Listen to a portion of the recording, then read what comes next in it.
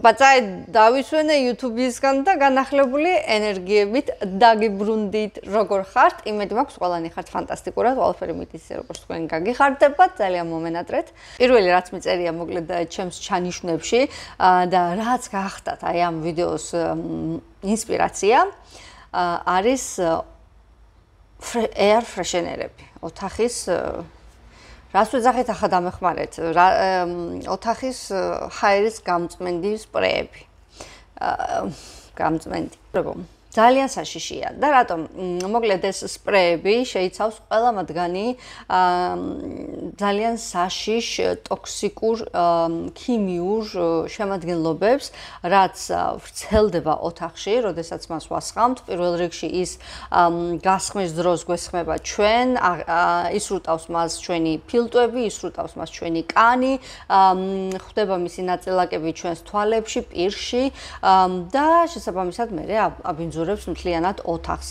რანაირი ირონიულიც არ უნდა იყოს, მას ვეძახით ოთახის ჰაერის გამასუფთავებელ სპრეებს. სინამდვილეში ეს არის კიდევ უფრო მეტი დიდი დამატებითი დაბინძურება ატმოსფეროსი ოთახის იმ ჟანგბადის და იმ ჰაერის, რითაც ჩვენ ვსუნთქავთ და ეს არის მოკლედ ფაქტიურად 21 საუკუნის კატასტროფა.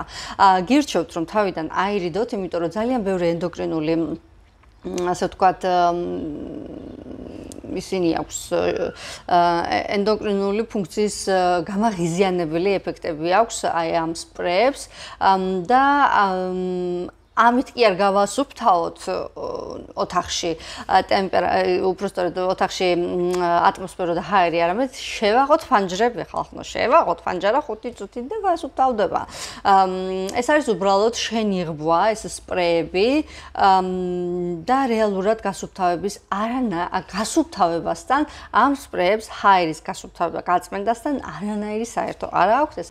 Ну, მოკლედ, შემდეგ მიწერია ჭურჭლის დასარეცხი სითხეები და განსაკუთრებით თქო ისინი, რომლებიც არის ასევე სპრეების სახით. Ну, თემის გაგრძელება გამოდის, უბრალოდ ოთახის ტემპერატურიდან გადავინაცვლეთ ახლა ჩვენ სამზარეულოში და რა ხდება? ანუ ძალიან უხეში, ძალიან მძიმე და ძალიან მწარე ქიმიური, ასე ვთქვათ, ბომბარდირები გვიდევს ყველას სამზარეულოში ჭურჭლის სარეცხის საშუალების სახით, რომელიც აზრზე არ ვართ, მაგრამ ძალიან საშიშია ჩვენი ჯანმრთელობისთვის, ენდოკრინული სისტემისთვის, ღვიძლისთვის და ზოგადად, რა ვიცი, მთლიანად სისხლისთვის, ხო? იმიტომ რომ ის რაც ხდება კანში, ხდება ღვიძლში და ღვიძლიდან მერე თირკმელში და მერე სისხლში გადაინაცვლება. შესაბამისად, რაც უფრო მეტია ტოქსიკური შემონაკადი ორგანიზმში, მით უფრო რთულია ამ ყველაფრის თავიდან არიდება და ზოგადად ამ ყველაფრისგან გასუფთავება ორგანიზმის.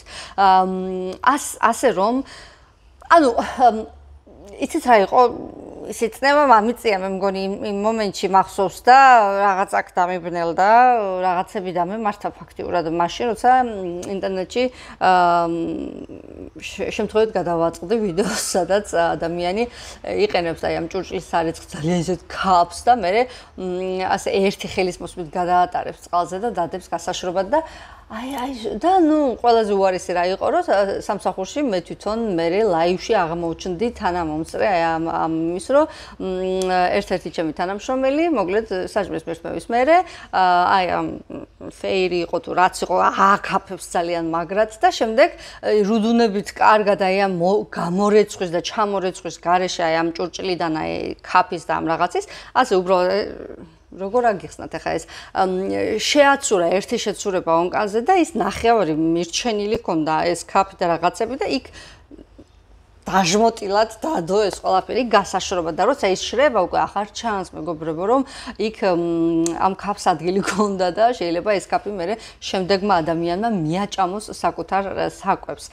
ძალიან საშიში თემაა ასევე ანუ არ ვაქცევთ ყურადღებას უმრავლესობანი, ჩვენთვის ეს ყოველდღიურობის ჩვეულებრივი ნაწილია და არავინ არ უთმობს წამ ყურადღებასაც კი იმას თუ რამდენად საშიში შეიძლება იყოს სარეცხი ჭურჭლის სარეცხის საშუალებები და ხო და ეს კიდევ უფრო ძალიან ისე მძიმედ და ფარულად და ძალიან კაცრა ანუ ეფექტურად ემატება ჩვენი ორგანიზმის ტოქსიკურ გადატვირთვას და ღვიძლი კივის, წივის და ჩვენ ეს არ გვესმის.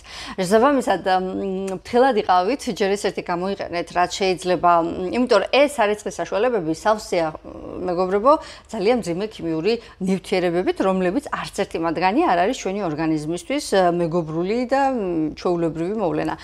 შესაბამისად, მათი მიღება, ანუ ფაქტიურად აი ამ სარეცხვის საშუალებების ასე ვთქვათ, შეცურება ორგანიზმში მოწამულა ფაქტიურად და შეიძლება დღეს, ხვალზე, ერთი წელი ვერ მივხვდეთ ამას, მაგრამ დაგროვდეს ეს ეფექტი და ერთჩვენიერ დღეს რაღაცა დაემართოს შენს ორგანიზმს და შენ აზრზე არ იყო, რომ ვითომ არაფერს არ აშავებდი და რა მოხდა, ხო? და აი ასეთი ჩუმი ფაქტორები, რომლებიც გვეპარება ხოლმე ყოველდღიურობაში, ემატება ერთმანეთს და ბოლოს რა ხდება, ძუდად ვართ.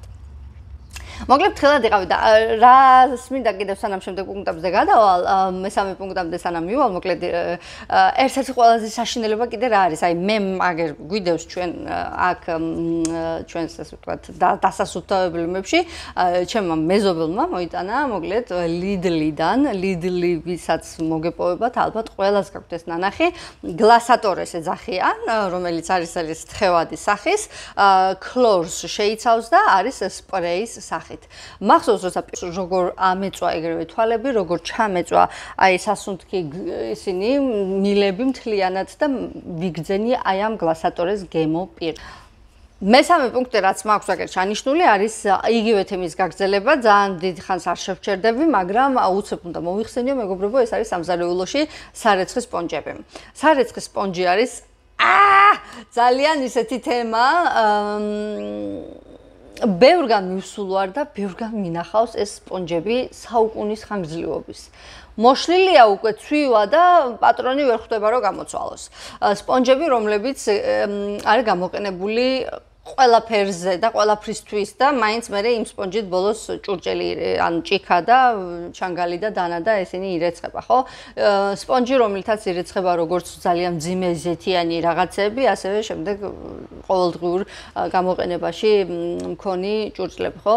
ანუ სპონჯები, რომლებიც ძალიან დიდი ხანია გამოყენებაში და არ არის გამოცვლილი. ასეთ სპონჯებში, მეგობრებო, მილიარდობით ბაქტერია ბუდობს, მილიარდობით ტოქსინია შეზელილი უკვე და ეს სპონჯი უკან აბრუნებს ამ ყველაფერს იმ ეგრეთ წოდებულ. გამოცვალეთ სპონჯები, რაც შეიძლება, რა ვიცი მე, მინიმუმ კვირაში ერთხელ იქნებოდა идеალური, მაგრამ თუ ეს ძალიან ადრეა, ორ კვირაში ერთხელ მაინც გამოვცვალოთ სარეცხვი სპონჯები სამზარეულოში, ძალიან მნიშვნელოვანია. შემდეგი მეგობრებო მიწერია აგერ ჩემს ჩანიშნებში გამოყენებული ზეთების კიდევ ხელახლა გამოყენება. ჯერ ეს ერთი რომ ზეთი ზოგადად თუ რა თქმა უნდა იქ საუბარი არ არის ჯანსაღზეთებზე, როგორც არის ქოქოსი, ავოკადო, ოლივოილი და ასე შემდეგ. დანარჩენი სხვა და განსაკუთრებით მზესუმზირის ზეთი არის პირველი წყარო და ყველაზე საშიში ნომერი პირველი წყარო შაქარს და პურთან ერთად ეს სამეული სამი მუშკეტიორი, რომელიც პირდაპირ ვისაც თვითმკვლელობა უნდა შეუძლია ყოველდღე მიიღოს, ღმერთო მაპატია რას ვამბობ, მაგრამ ამდენ მნიშვნელოვანია ეს ვიცოდეთ რომ ეს სამეული არის ტოპ სამეული, რომელიც დღეს ადამიანს ძალიან ჩუმად და სწრაფად კლავს და ზეთი არის ამ სამეულის პირველ ადგილზე, ანუ იმდენად საშიშია და იმდენად დიდი ინფექციური დაავადებების გამომწვევია ზოგადად ეს ზეთები ჩვენს ორგანიზმში. ეს არის ინფექციების წყარო. ინფექციური გართულებების, ასე ვთქვათ. და რაც შეეხება უკვე ამ ზეთების მეორე და ხელახლა გამოყენება თუ მესამე თუ მეათე, ეს არის უკვე მართლა არმაგედონი. ჩვენი შემთხვევებისთვის ეს არის დასასრული, ეს არის აპოკალიფსი. მე შეიძლება ახლა ძალიან ისე იმად გიყვებით ამ ყველაფერს ლაითად და ხუმრობით, მაგრამ თემატიკა ზოგადად მართლა ისეთია. ამიტომ არ მინდო იწარბები შეგი, მას ვქნა და ისე მოგიყვეთ, მაგრამ თხილად იყავით ზეთებთან, ყოველ ჯერზე როცა გადიხართ გარეთ და მიირთმევთ, ასე ვთქვათ, ზეთიან საკვებს, პონჩიკები იქნება ეს თუ რაღაცა ძალიან ისეთი დაზეთილი რაღაცები თუ დონატები თუ რაღაცა კატასტროფები, მოკლედ კარგად გახსოვდეთ რას აკეთებთ, იმიტომ რომ ეს არის საკუთარი ჩვენს ორგანოებს და ჟანგავს ჩვენს სისხლს და ახლა დაჟანგული სისხლი და ორგანოები უკვე გითხარით არმაგედონია. აპოკალიფსია ფაქტურად. ამიტომ ჯერ ეს ერთი შეცადეთ, რომ საერთოდ არ მიირთვათ მზესუმზირის და არც ერთი თესლების ზეთები, როგორც არის ნებისმიერი თესლისგან დამზადებული ზეთი საშიშია, ასევე კანოლას ოილს ეძახიან იქ ყურძნის კაკლის ზეთი, სიმინდის ზეთი და ესენი ყველა არის ფაქტურად შხამი და ტოქსინი, რომელიც დღეს კვების ინდუსტრიამ ასე მოგვართვა ლანგარზე და გითხრა რომ აი ეს არის რაც არის და ყველაზე გემრიელი საკვები ამ ყველაფრისგან მზადდებაო და შემოგვაცურეს ფაქტურად შხამი, რომელზეც ძალიან ბევრი ადამიანი აზზე არ არის. ამიტომ გიზიარებთ აგერ რომ გაითვალისწინოთ რომ მე არ უთხრათ ღმერთს არ ვიცოდიო. ანტიპერსპირანტები, ასე ვთქვათ, ოფლის საწინააღმდეგო საშუალებები.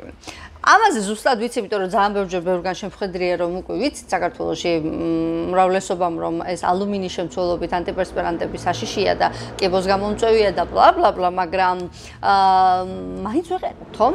ძალიან ბევრი ჩვენგანი იყენებს ჩვეულებრივ შხაპიან ანტიპერსპირანტებს, ისეთ პოპულარულ ბრენდებს როგორც არის დავი, ფა და რა ვიცი კიდე რაებია, რაღაც მახსოვს რექსონა და ასე შემდეგ.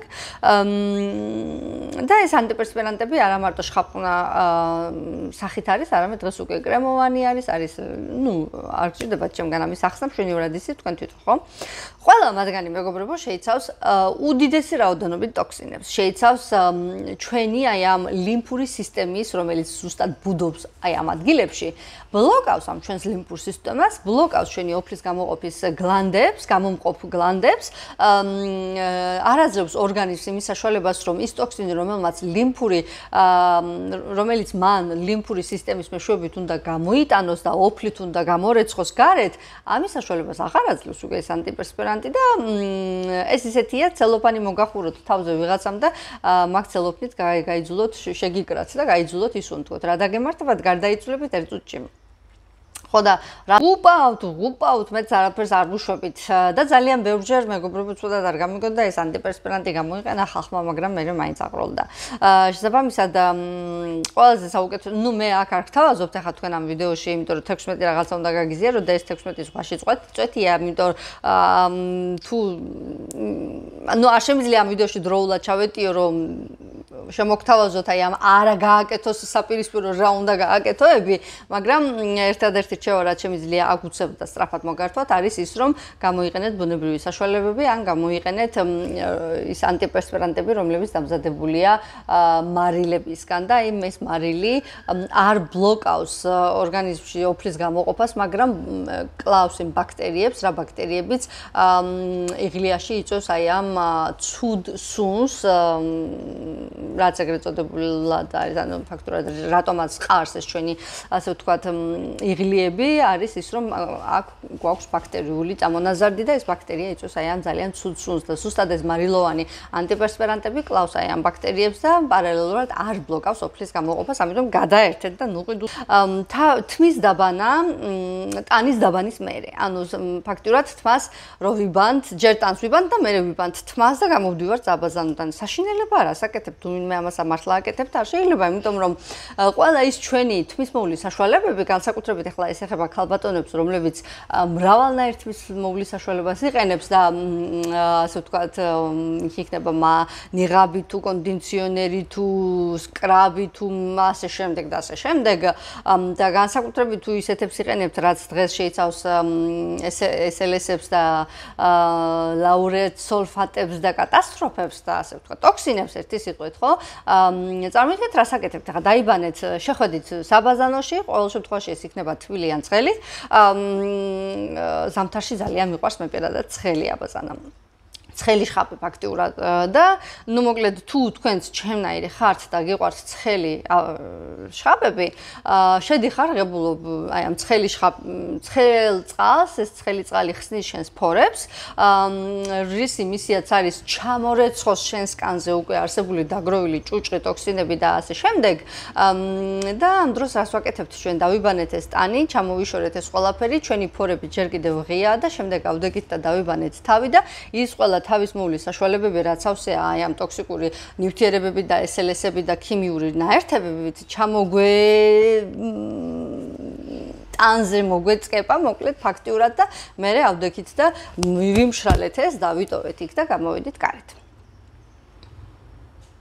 ვინმე თუ აკეთებს ამას დღეს? იმედი მაქვს რომ ამას არავინ არ აკეთებს, მაგრამ მე ვიცი რამოდენიმე ადამიანი და ეს ამიტომ ჩავინიშნე აქ რომ არიან ისეთებიც, ყველა თუ არა 1-2 მაინც ალბათ გამოგვერევა, ვინც ამას ასე ამ თანმიმდევრობით აკეთებს და თუ ამას ასე აკეთებთ, არ გააკეთოთ, ჩემი მეგობრული რჩევა იქნება, იმიტომ რომ თქვენ ფაქტურად იმ ღია თქვენს ფორებში იმ მომენტში უშვებთ ტოქსინებს, ამ ქიმიურ რაღაცებს, ამ შხამებს და ორგანიზმს ეუბნებით რომ მიდი ახლა და შეჭამე. და ამ დროს ორგანიზმი გიყურებთ. საკეთე. სუნამოები, ამას ჩემგან არ ელოდებით, ახლა მე ვიცი. მე ვარ სუნამოების უდიდესი ფანი იმ ადამიანებს ეხება, ახლა ვინც ამ ვიდეოთი პირველად არხზე შემომიერთ და არ მიცნობ ალბათ და არიცი და ახლა შემიძლია გაგიზიარო რომ სუნამოების უდიდესი მოყვარული გახლავართ მე. ერთადერთი გატაცება რაც დაგროვითი ხასიათის არის ჩემ შემთხვევაში, რაზეც მე ფულს ხარჯავ, გახლავთ სუნამოები. სხვა არც ქუსლებზე მაქვს გართულება, არც ჩანთებზე და არც არაფერზე. აი სუნამოებზე მაქვს სერიოზული გართულება და ეხლა მე რომ ავდგე და გითხრათ რომ სუნამოები ცუდია ჯანმრთელობისთვის, ხომ ძალიან არაადეკვატური გამოდის, არა, მაგრამ რა ვქნათ? სუნამოები მეგობრებო, რა თქმა უნდა, არსებობს მაღალი ხარისხის და არსებობს ძალიან დაბალი ხარისხის. რაც უფრო დაბალი ხარისხის არის სუნამო, მით უფრო ნაკლებად არის ის დატესტილი და შემოწმებული. რაც უფრო ნაკლებად არის ის გაკონტროლებული, მით უფრო მაღალი რაოდენობით შეიცავს ის სასიკვდილო ნივთიერებებს. ოღონდ ეს სასიკვდილო ნივთიერება იმ წამს კი არ უკვლავს, გროვდება და მე ერთი ხელის მოსვლით ხაზს გვისვამს, ხო? შესაბამისად, არც ის ფაქტურად რა ხდება, იცით, არც ის მაღალი ხარისხის სუნამოებია მთლად 100%-ით სანდო და ასე ვთქვათ, ჯანმრთელობისთვის მისაღები ამბავი, იმიტომ რომ იქ ძალიან ბევრ მათგანს უწერია ეს პარფიუმი და ფრაგრანსი და ამ პარფიუმი და ფრაგრანსი არასდროს არ არის ხოლმე ახსნილი, რას გულისხმობენ. ძალიან ბევრი რეფორმულაცია, როცა ხდება სუნამოების, რომ ერთი რომელიღაცა ვერსია გადის და ახარ უშვებს ბრენდი უკვე ამას მეორეჯერ, იყო იმის ახსნა, რომ ეს უკვე მოდაში არ არის და ბრენდისთვის გაყიდვების მხრივ არ არის უკვე ბენეფიტური და მომგებიანი და ასე შემდეგ და ამიტომ არ აკეთებს ბრენდს, მაგრამ სინამდვილეში რეალობა ცოტა სხვანაირია მეგობრებო, ძალიან ბევრმა ბრენდმა თავისი სუნამო გაიტანა მხოლოდ იმიტომ მარკეტიდან, რომ შეიცავდა ძალიან საშიშ ნივთიერებებს. ვაშლის კანი დღევანდელ რეალობაში, ანუ მაღაზიებში და ასევე ქიშმიშები და ქიშმიშისნაირი პროდუქტები დღეს სუპერმარკეტებში. რას გულისხმობ ახლა მე აქ, ანუ საქართველოში ალბათ შემორჩენილია ჯერ კიდევ ჯანსაღი ხილბოსტნეული. დარწმუნებული ვარ. ყველგან თუ არა, ფერმერები, ადგილობრივი მეწარმეები, ადგილობრივი სოფლის მარკეტები და ასე შემდეგ დღემდე იყენებს, იქაც ვიცი რომ შემოპარული გვაქვს უკვე ძალიან ბევრი მოშხაპ ისინი ბოსტნეულების დახილების, იქაც უკვე აღარ გვაქვს ეს ჯანსაღად მოყვანილი რაღაცების შენარჩუნების იმაზე არ ვდგავართ გზაზე, ხო? როგორც მე ვხვდები, მაგრამ თუ შევადარებ საქართველოს სხვა ქვეყნებს, კარგად გვაქვს ჩვენ იქ ჯერ კიდე საქმე. აიღებ ვაშლს ხელში, გარეცხავ, ხო? და ეს ვაშლი არის წებოიანი. ახლა ვინც ცხოვრობთ ასეთ გარემოში, სადაც გიწევთ ხილის და ბოსტნეულის მარკეტებში შეძენა, შეგიძენიათ და შეგიმჩნევიათ, მიხვდებით ახლა მე რაზე მაქვს საუბარი. გარეცხავ ვაშლს და მე დადებ მაგიდაზე და მოკიდებ ხელს და გარეცხვის მერე ეს ვაშლი კიდევ უფრო წებოიანია, ვიდრე გარეცხვამდე იყო და ვეღარ ხვდები რა ხდება. ეხლა ის რა გავაკეთე? თავიდან არ ვიცოდი რა ხდებოდა, კაცო, ცოტა მიძინებული ვიყავი, ანუ ჩაუხედავი ვიყავი ამ მიმართულებით და ვერ მივხვდი რა ხდება, რატო წებოიანი ვაშლი რა წაუს თქო ასეთი და ავტეკეთ და გავრეცხე ექსპერიმენტის სახით გავრიცხე ფეირით. ვერც ფეირი მუშველა მეგობრებო ამ ამბავს. ვერ უშველა. მახსოვს, მართლა მახსოვს, აი ხუმრობის გარეშე 4-ჯერ 5-ჯერ გავრეცხე ეს ვაშლი ფეირით, მე თბილი წყლით, მე მთლად ცხელი წყალი გადავასხე თავზე, მაგრამ მაინც წებოიანი და ესეთი ის დარჩა ეს ვაშლი. აი ხელს რომ მოკიდებ და რო გრძნობ რომ იქ რაღაცა არის. და მე მახსოვს მას ვქენია რა ქვია გადავაგდე ეს ვაშლი. მეორე ექსპერიმენტი, რომელიც ერთხელ ჩავატარე, იყო ის, რომ ვიყიდე უბრალოდ ვაშლი და დავდები მაგიდაზე და მახსოვს მთელი 2 კვირა ვაშლი არ გაბჭებულა. ხო და ვიცი ახალ ამბავს არ გიყვებით, მაგრამ ნუ ის რომ მოწამლულია დღეს ყველაფერი ვიცით რომ ბევრმა თქვენგან მაუგვე იცით, მაგრამ ეს წებოიანი ვაშლი ჩემთვის იყო ძალიან გამახიზიანებელი, მეგობრებო, იმიტომ რომ თან ესე ამასყა მაგ დროს მახსოვს ტვინში. ნუ რა თქმა უნდა, ეს არის სითხეები, რომლებსაც დღეს მაქსიმალურად აბყურებენ ბოსტნეულს, ხილს, იმისათვის რომ არ გაფუჭდეს წერები და რაღაცები არ დაესიოს, არ დალპეს და ასეთი შეპიწყინებული ვაშლი მე როცა შედის ჩვენს ორგანიზმში და ჩვენს დეტოქსიფიკაციის ასე ვთქვათ ორგანოებსთან მოდის, ჩვენს სისხლთან მოდის, ჩვენს კუჭ-ნაწლავთან მოდის, რას ელოდებით მე რა აზრო იქნებით, ჯამთელი ვერ იქნებით, არა, ნამდვილად ვერა. ვედური ასტროლოგია რო გვეუბნება რომ 120 წელი გაკნა ჩუქარი რო დარჩია მიწაზეო 120 წელი კი არა 20 წელი თუ მივალთ მასე. ძალიან მწარე თემა ყოფილა ჩემთვის გასული რამოდენიმე კვირა. ისევ დასუფთავება მიწერია, მაგრამ დასუფთავება უკვე ხელთათმანების გარეშე. ქალბატონებო და ნუ ბატონებოც თუ დასუფთავება ან განსაკუთრებით იმათვის, ვინც ამ სფეროთი მუშაობს და ეს თუ თქვენი სამსახურია. ან თუნდაც ის იმათთვის, ვინც სახლში ყოველდღიურობაში იყენებთ დასუფთავების სითხეებს და პუდრას თუ რაც არის, შეეცადეთ მაქსიმალურად რომ გამოიყენოთ ყოველ ჯერზე ხელთათმანები. ეს დაგეხმარებათ ყოველ შემთხვევაში მინიმუმ იმისგან რომ კანს არ შეეხოს ეს ტოქსინები და ეს შხამები და კანიდან არ შევიდეს თქვენს ასე ვთქვათ სისხლის მიმოქცევის სისტემაში. თავდასხმა, მწარე აგრესიული თავდასხმა, ესეთი ქიმიური რაღაცეები ორგანიზმისთვის და სული თავდასხმისგან მას უწევს ძალიან სწრაფი რეაგირების მოხდენა, რაც ამულტყამს მე ჩვენს იმუნურ სისტემას, ჩვენს ბაქტერიულ ფლორას, ჩვენს ასე ვთქვათ ვიტამინების რეზერვუარს და ასე შემდეგ და იმის ნაცვლად რომ ორგანიზმმა გაიხაროს და დატკბეს აი ამ თავისი ენერგიით, ის ამ ენერგიას ხარჯავს აი ამ ტოქსინების თავიდან მოშორებაში და ამ დროს ჩვენ ამას ყოველდღიურად ვიმეორებთ და ჩვენი დღეს ჩვენი ორგანიზმი დაცარიელდება და დანებდება. ამიტომ შეცადეთ რომ გამოიყენოთ, დაიცვათ თავი ფაქტიურად ყველანაირად ჯერ იყავით გაცნობიერებული თქვენს გარემოზე ირგვლივ, აი რა გარემოში იმყოფები, რა აგრესიული თავდასხმები გაქვს, რა ასე ვთქვათ რა მეთოდებით ცდილობს დღეს სატანა ადამიანის განადგურებას, აი ამ მეთოდებზე იყავით გაცნობიერებული და შემდეგ გამოძებნეთ აუცილებლად ამ მეთოდებისგან თავდაცვის გზები და თუ კი არა დავასრულოთ და ზაღლები ყოველ დღე შესაბამისად შეეცადეთ რომ ხელთათმანი ცხელი საჭმლის შენახვა პლასტიკურ კონტეინერებში. არ ვიცი რამდენმა იცით ახლა თქვენ ეს რამდენად დიდი ტრაგედიაა, მაგრამ თუ არ იცით, აგერ გიყვებით მე რომ პლასტიკური კონტეინერები რომ იყიდება საჭმლის შესანახი კონტეინერები, რომელიც პლასტიკისგან არის დამზადებული, აი ამ პლასტიკურ კონტეინერებში ცხელი მდუღარე ახლად დამზადებული საჭმლის შენახვა არის კატასტროფა. რატომ? იმიტომ რომ ეს კონტეინერები მეგობრებო გაცხელების დროს უშვებენ ტოქსიკურ ნივთიერებებს მინიმოლეკულარულ დონეზე დაყოფილ პლასტიკებს და ის ეზავება ჩვენს საკვებს და შემდეგ საკვებიდან ხვდება ჩვენს ორგანიზმში.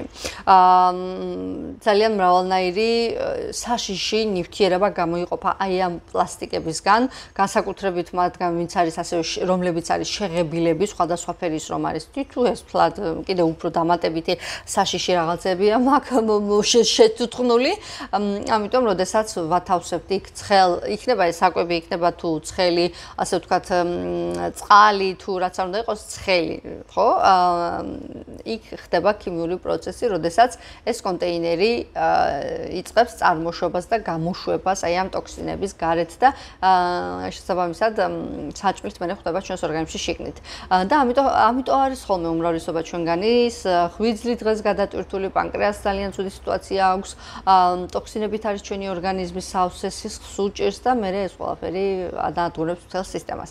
ლიმფაზე ხომ დღეს არავინ არ ყვება ლიმფურ სისტემაზე, მაგაზე ცალკე ჩაგიწევთ ვიდეოს, მაგრამ მაინც. ну მოკლედ ფრთხილად იყავით, არ გამოიყენოთ ჯერ ერთ-ერთი საერთოდ ეს პლასტიკური კონტეინერები, მაგრამ თუ საშველი არ დადგა, შეცადეთ რომ მასში გადაანაცვლოთ, გადაიტანოთ საჭმელი უკვე იმ შემთხვევაში, როდესაც საჭმელი 100,000%-ით არის უკვე გაცივებული ცივ ფორმაში. და შემდეგ შეინახოთ ის მაცივარში თუ საკონსერვებული საკვებები. დაკონსერვებულში ნაკლებად გულისხმობ ახლა ისეთ დაკონსერვებულებს, რომლებსაც სოფლებში, ოჯახებში ვაკეთებთ, ამაზე აქ არ მაქვს საუბარი, სხვა თემაა. დაკონსერვებულ საკვებში გულისხმობ დაკონსერვებული საკვები, რომელიც იყიდება სუპერმარკეტში. დაკონსერვებული და განსაკუთრებით დაკონსერვებული რკინის ქილებში საშინელებაა. აი საშინელება, ის ჩანიშნულიც კი მაქვს, რომ ეს შეიცავს ძალიან მაღალი რაოდენობით მარილს, მაგრამ აქ საუბარი არის ძალიან ისეთ მძიმე მარილზე, ასევე შემნახվել ქიმიურ დანამატებს, რომლებიც ინახავს აი ამ საკვებს გაფუჭებისგან, ასევე ძალიან მძიმე მეტალებს, შეიცავს ძალიან დიდი რაოდენობით შაქარს და იქ მოთავსებული საკვებს უკვე აღარ გავს მეგობარი, საკვები უკვე აღარ არის, მას აღარანაირი საკვები ღირებულება უკვე აღარ გააჩნია. ჯერ ეს ერთი ის რომ ის უკვე მოთუცხნული და მომზადებულია, ან მოხარშულია, ან შემწვარია წინასწარ, ხო? და იქ როგორ სიტუაციებში მოიხარშა, რამდენად ჰიგიენური იყო, ამაზე რომ ცალკე ფიქრია საჭირო, მაგრამ გარდა იმისა რომ ის უკვე მომზადებული საკვებია ვიღაცის მიერ რაღაცნაირად. პლუს ამას ის შენახული არის აი ამ რკინის კონტეინერში და მე დამატებულია მასზე ზედ ეს ამდენნაირი რაღაცები რაც ახლა ჩამოვთვალე და არ გავაგრძელებ, მივხვდით ალბათ რისი თქმა მინდა. არ იყიდოთ და არ ჭამოთ, თორემ მე დააბრალეთ საკუთარ თავს. მიკროტალღური ღუმელი. ძალიან პოპულარულია დღევანდელ ზარმაც საზოგადოებაში ეს მიკროტალღური ღუმელი, იმიტომ რომ 21 საუკუნე გვაზომბებს ყველას, ზომბებად გხვდის და საჭმლის მომზადება დღეს უკვე მოდაში აღარ არის. ყველას გვინდა სწრაფი, ისეთი მორთმეული გამზადებული საჭმელი და ვინ უფიქდება იქ ჯანმრთელობას და ვინ უფიქდება იქ დღესდღეობით თავარია ის კუჭი ავივსოთ და კუჭი იყოს ბედნიერი, თორე ჩვენ ჯანდაბას. ხო და ამიტომ საჭმლის მომზადება დღეს სახლში, საკუთარ სამზარეულოში აღარ არის უკვე პოპულარული. ეს დენიკინის დროინდელი ამბავია. ზაბამისად, სწრაფად ხო გვინდა ყველაფერი და აი სწრაფად რო გვინდა, ეს სწრაფად მომზადებულს მე სწრაფი ცუდი შედეგები აქვს მეგობრებო.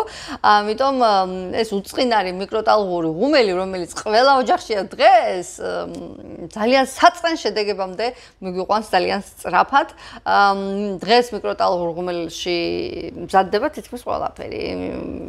ერთ-ერთ ვიდეოში გადავაწყდი მიკროტალღური ღუმელი იაპონიაში დღეს უკვე იმ დონემდეა მისული, რომ იქ არა მარტო გაცხელების ფუნქცია აქვს მას, არამედ იქ უკვე ფაქტურად საჭმლის მომზადების ფუნქციაც კი აქვს მიმატებული და სანამდე მივაკაცობრიობა არ ვიცი, მაგრამ ჩვენ შევეცადოთ თავი დავიფაროთ ძალიან ბევრი ცუდი რაღაცისგან, ხო? დღეს რომელიც გაჩვეულებრივებული ამბავია და ამ დროს ვოი, რამდენად ცუდია რომ იცოდეთ. შესაბამისად ხუმრობები იქით იყოს მეგობრებო მიკროტალღურ ღუმელს მრავალნაირი სატანისტური დატვირთვა ჩვენს ასე ვთქვათ საჭმელზე. პირველი ის რომ ხო გვაზარმაცებს ამას დავანებოთ თავი. ეხლა რა ხდება რეალურად ფაქტურად ქიმიურად შიგნით. ჯერ ეს ერთი რომ მიკროტალღური ღუმელი არის უდიდესი ბაქტერიული წყარო. ბაქტერიებს უყვარს იქაურობა. შეიძლება ვიღაცა მითხრას რანაირად ხომ გამოსხივება, ხო და აგერ გადავაბათ მეორე ხა გამოსხივება, მეგობრებო, ეს არის ტალღოვანი გამოსხივება და ეს გამოსხივება ასხივებს რაზე? საკვებზე. და რას უშვება? კლავს იქ ყველაფერს. კლავს აბსოლუტურად ყველა, ასე ვთქვათ, იმ საკვებში არსებულ სასარგებლო ნივთიერებებს. ის რომ როცა ჩავთავთ აი ამ მიკროტალღურ ღუმელს, როცა ის მუშაობს, აი მის ახლო მდებარე ტერიტორიაზე ყოფნაც კი არ შეიძლება ჩვენთვის, იმიტომ რომ მას აქვს თავისი ტალღოვანი გამოსხივება, რაც ჩვენი ბიოველისთვის ძალიან ცუდია. საერთოდ არ შეიძლება მისი გამოყენება, მაგრამ მე ვაი იმ ადამიანებს, ვინც იყენებს აი ამ მიკროტალღურ ღუმელს და იქ აცხელებს საჭმელზე რამის ანუ მეორე ჭურჭლის ზემოთ დაფარების გარეშე. პლასტიკისგან დამზადებული ჩაიდანი. ნუ ეს ალბათ იქით იმ თემას გადავაბამ და ბარემ აქაც აღარ გავაგრძელებ, იმიტომ რომ როგორც პლასტიკურ კონტეინერებში არ შეიძლება ცხელი საჭმლის შენახვა, ეს იგივე თემის ერთ-ერთი ქვეპუნქტია, იმიტომ რომ წყალი როცა დუღს და ეხება ამ პლასტიკურ ჩაიდანს, პლასტიკური ნაწილისგან გამოიყოფა საშინელი ტოქსიკური ნივთიერებები და თვითონ ეს პლასტიკა მიკრო დონეზე, რაც გადადის წყალზე და მე წყლის მეშვეობით ძალიან სწრაფად ჩარიხინდება ჩვენს ორგანიზმში, ამიტომ შესაძლოა არ გამოიყენოთ პლასტიკისგან დამზადებული ჩაიდნები, მიმწვარი საჭმელი. აი მე მაგალითად ბავშვობაში ძალიან მიყვარდა, დღემდე მიყვარს მეგობრებო, დღემდე მიყვარს მიმწვარი კარტოფილი. აი არ ვიცი რა დამემართა, რა ჩამებეჭდა მაშინ კაცო, ალბათ შიოდა თუ რა იყო შიმშილის ხანა, გავიარე თუ რა ხდებოდა ვერ ხვდები, რომელიღაცა ეტაპში ბავშვობაში შემიყვარდა მიმწვარი კარტოფილი, ტაფაზე მიმწვარი, დამწვარი, გადამწვარი, გადახრუკული არ შეიძლება სასტიკად არ შეიძლება ამ საჭმის მიღება, იმიტომ რომ გადამწვარი განსაკუთრებით თუ ტაფაზე ზეთით ვწვავთ რაღაცას და მიეკრა, ხო? ან აი თლად არ აიტაცა ცეცხლმა, მაგრამ რაღაცა კუთხე, მაგალითად პური მაგალითად მომწვარი კუთხეები და მაინც რომ მივირთმევთ. აი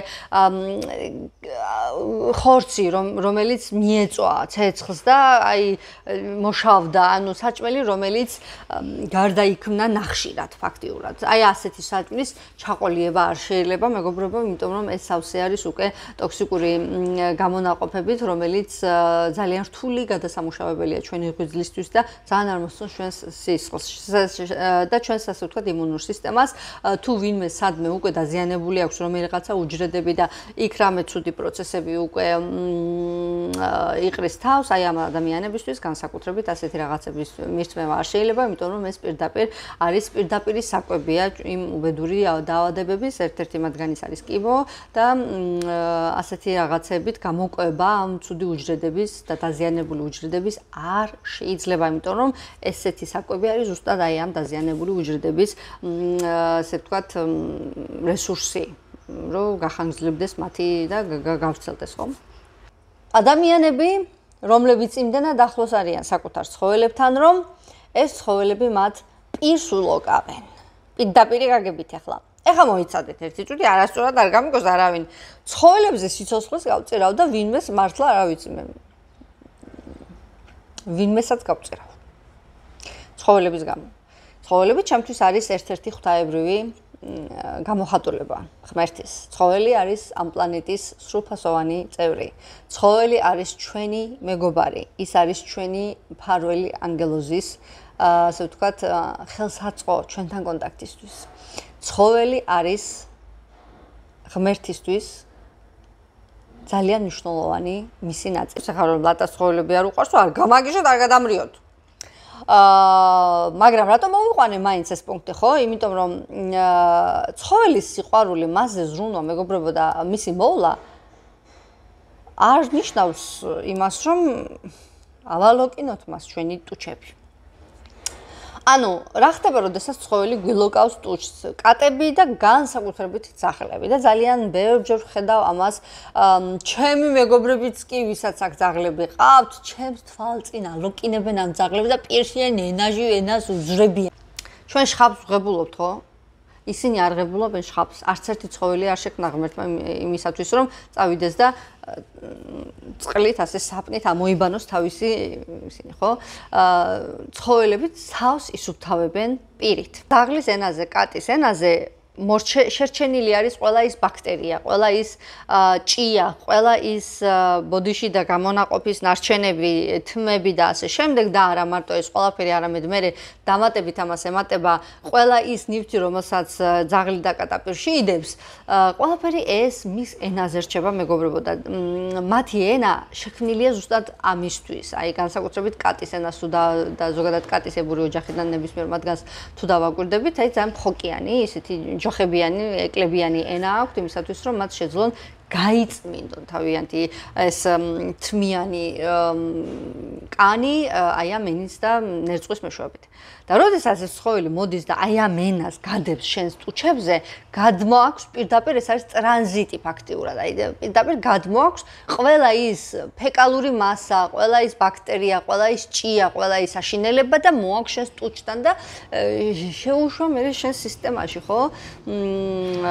ალერგიები, ინფექციური დაავადებები, ვირუსული დაავადებები, მეგობრებო, ჭია ნაწლავებში და რა ვიცი, რამდენი რა ჩამოთვლის ახლა, ხო? ძალიან ბევრი კატასტროფული შედეგები მოაქვს მე აი ამ პროცესებს და არა და ადამიანები ამას აკეთებენ ყოველ დღე.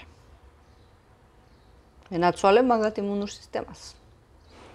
არ გააკეთოთ ეს. მაგრამ შეცადეთ გამოძებნოთ ფორმა, რომ ცხოველს ჯერ თავიდანვე ასწავლეთ, მაგრამ თუ უკვე თქვენი ცხოველი გაზრდილია და მიჩვეულია თქვენი ტუჩების ალოკვას, გამოძებნეთ მისთვის უმტკივნეულო მეთოდი, რომ გადააჭიოთ ამას, უცებ ნუკრავთ ხელს, იმიტომ რომ ცხოველისთვის ჩვენი ალოკვა ფაქტიურად ასოცირდება მისი სიყვარულის გამოხატულებასთან. ის ამით გეუბნება, რომ მე შემიყვარხარ. შეგეთ რომ რაც შეიძლება ბევრმა ადამიანმა იცოდეს ასეთი უცოდველი ქმედებების ცოდვიან შედეგებზე. დამიწერეთ კომენტარებში, თქვენ რას აკეთებთ ყოველდღიურობაში, აი ასეთ რაღაცებს, რაც გეგონათ რომ არაფერ შუაში არ იყო ავატუმფობებთან და ტკივილებთან, მაგრამ მე აღმოგიჩენიათ რომ თურმე ვაი რას ვაკეთებ. ასევე სხვათა შორის აქ გამომრჩა სურნელოვანი სანთლების და ნუ მოკლედ მეგობრებო ეს ნუსხა ძალიან ისეთი შეიძლება იყოს გრძელი და დიდი, მაგრამ დღეს მე ეს 16 შემოგთავაზეთ. მოკლედ აღარ გავაგრძელებ უკვე ერთი საათია ვლაპარაკობ. მედი მაქვს იხალისეთ და გაითვალისწინებთ და მე აუცილებლად დაგებრუნდებით ძალიან მალე ახალი ვიდეო